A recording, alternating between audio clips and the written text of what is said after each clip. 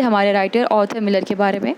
Arthur Miller जो है ये अमेरिकन प्ले राइट और एसेइस्ट हैं in the 20th century American theatre.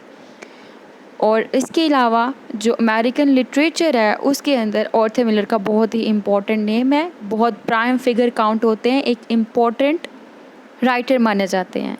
Birth की बात करें तो बेसिकली ये न्यूयॉर्क में 17 अक्टूबर 1915 को पैदा हुए और इनकी डेथ की बात करें तो 10 फरवरी 2005 में इनकी डेथ हो जाती है। जिस एज में ऑर्थर मिलर की अपब्रिंगिंग हुई, बड़े हुए वो टाइम पीरियड चल रहा था डिप्रेशन इन अमेरिका के जो ईयर्स थे वो डिप्रेशन ईयर्स काउंट हो रहे थे।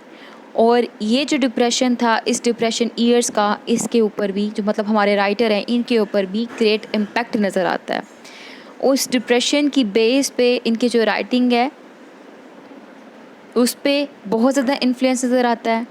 और सबसे इम्पोर्टेंट बात कि वो जो डिप्रेशन था उस डिप्रेशन ने एक ह्यूमन बीइंग कितना इनसिक्योर है मॉडर्न इंडस्ट्रियल सिविलाइजेशन के अंदर, मॉडर्न इंडस्ट्रियल टाइम पीरियड के अंदर कितना इनसिक्योर है, उस चीज़ को भी अंडरस्टैंड करने के लिए जो वेज थे वो पेव्ड किए। किसने किए? डिप्रेशन ईयर ने। ठीक है, मीन्स टू से डिप्रेशन इन अमेरिका जब ये स्टेट चल रही थी, ये क्योस की स्टेट चल रही थी, ये सफ़रिंग वाली स्टेट चल रही थी, इस स्टेट को देखते हुए, इस स्टेट से सफ़र करते हुए जो राइटर है हमारे वो ह्यूमन बीइंग की जो सफ़रिंग है उनको प्रॉपर वे में अंडरस्टैंड कर पाए और उसको अंडरस्टैंड करके उन्होंने अपनी राइटिंग के अंदर लिखा और रीडर को उस सफ़रिंग को, उस पेन को कन्वे किया अपनी राइटिंग के थ्रू। ठीक है, एक इंटरेस्टिंग बात बताने लगी मैं आपको इस राइटर के बारे में। ऑर्थर मिलर अमेरिका के फेमस राइटर बनने से पहले इन्होंने कैसी की लाइफ गुजारी? एक ट्रक ड्राइवर भी रह चुके थे, एक वेटर भी रह चुके थे, एक टैंकर पे इन्होंने क्रू मैन के तौर पे भी काम किया था। मीन्स टू से इन्होंने खुद बहुत स्ट्रगल की, इन्होंने खुद बहुत सफ़र किया अपने लाइफ के अंदर। जिस बेस पे जो इनके प्लेस है ना, उन प्लेस के अंदर हम लोग जो ऑर्डिनरी एम्प्लॉयमेंट्स होते हैं ना उनकी तरफ सिंपैथेटिक एटीट्यूड देखेंगे। इनके जो मेजर वर्क्स हैं उनमें आ जाता है हमारे पास जो नंबर 1 है ऑल माई सन्स, फिर a death of a salesman जिसको हमने पढ़ना है, द क्रूसिबल ये हम पढ़ चुके हुए हैं, a view from the bridge.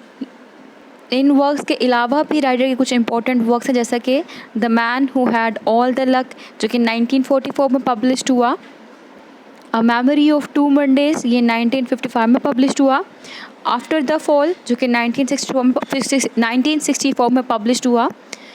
उसके बाद इंसिडेंट एट विच VICHY, मैं यहाँ बिल गई थी स्पेलिंग VICHY। ठीक है, इंसिडेंट एट विच जो कि 1964 में पब्लिश्ड हुआ। इसके बाद इनका जो नेक्स्ट वर्ड है वो द प्राइस जो कि 1968 में पब्लिश्ड हुआ। अपनी राइटिंग के अंदर ये एक्सप्रेशनिज़म की टेक्निक यूज़ करते हैं।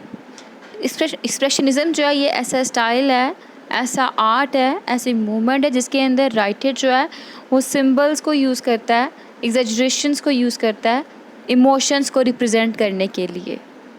तो इन शॉर्ट इसके अंदर इमोशनल इफ़ेक्ट्स, आइडियाज़ और जो पर्सनल मूड्स हैं उनको रिप्रेजेंट करने के लिए काम किया जाता है। फ़िज़िकल रियलिटी से ज़्यादा इमोशनल एक्सपीरियंस पे फोकस होता है। तो ये हो गया एक्सप्रेशनिज़म। राइटर का इतना इंट्रोडक्शन इनफ है। सॉरी आज टांग बड़ी स्लिप हो रही है। एनी हाउ राइटर का इतना इंट्रोडक्शन इनफ है। अब हम बात करते हैं सिग्निफिकेंस की।